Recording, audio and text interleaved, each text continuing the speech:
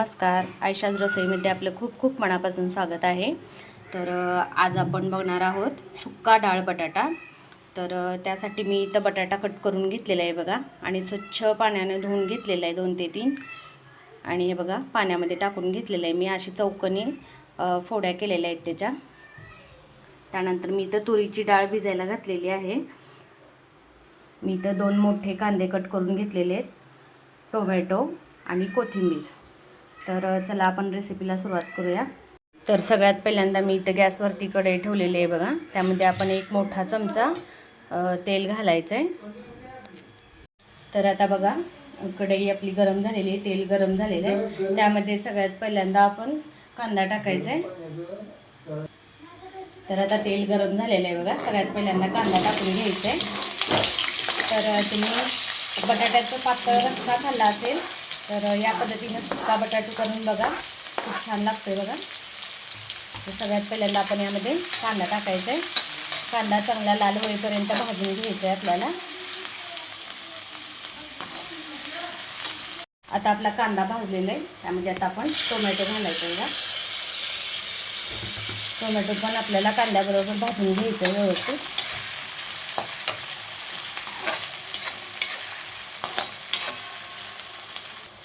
आता कांदा टोमॅटो आपला भाजलेला आहे. यामध्ये हळदपूड टाकणार आहे मी 1 चमचा.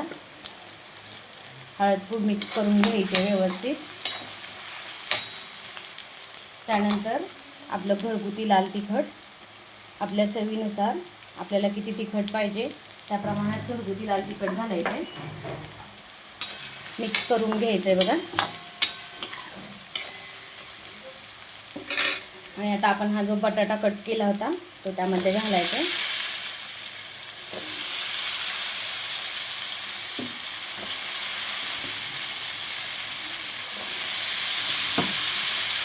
खूप छान होते भाजी बघा, करून बघा एकदा.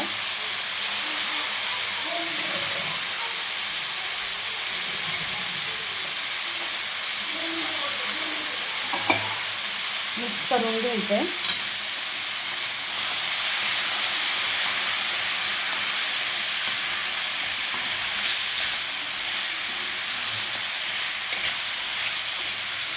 आता आपण जी डाळ भिजवली होती तुरीची, ती या पाण्यासोबतच घालायची आहे.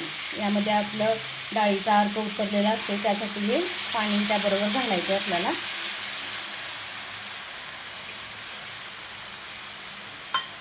मिक्स करून घ्यायचं आहे बघा.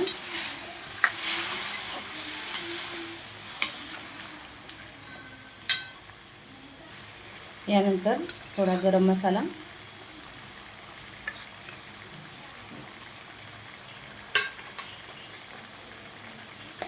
आणि चवीनुसार मीठ.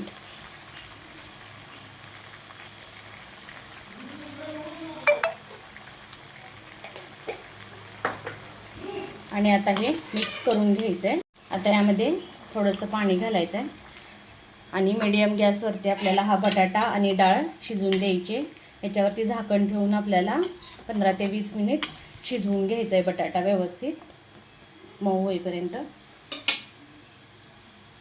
तर आता बघा याच्यावरती झाकण ठेवून देते आणि 15 ते 20 मिनिट आपल्याला हा बटाटा शिजवून घ्यायचा आहे. तर आता आपण बघूया आपली भाजी शिजले का.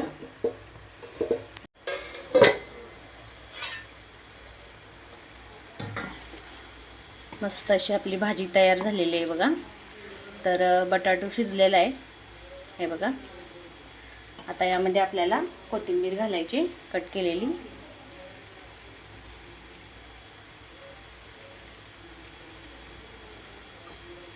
तर आपली डाळ बटाट्याची भाजी तयार झालेली आहे बघा. तर मस्त अशी आपली डाळ बटाट्याची भाजी तयार आहे. या पद्धतीनं सुक्का डाळ बटाटू करून बघा, खूप छान लागते बघा. त्यासोबत चपाती. तर तुम्ही हा या डाळ बटाटूसोबत भाकरी पण खाऊ शकता, चपाती खाऊ शकता, भाताबरोबर पण खाऊ शकता. खूप छान लागते बघा ही भाजी. कधीतरी भाजीमध्ये चेंज करून बघा.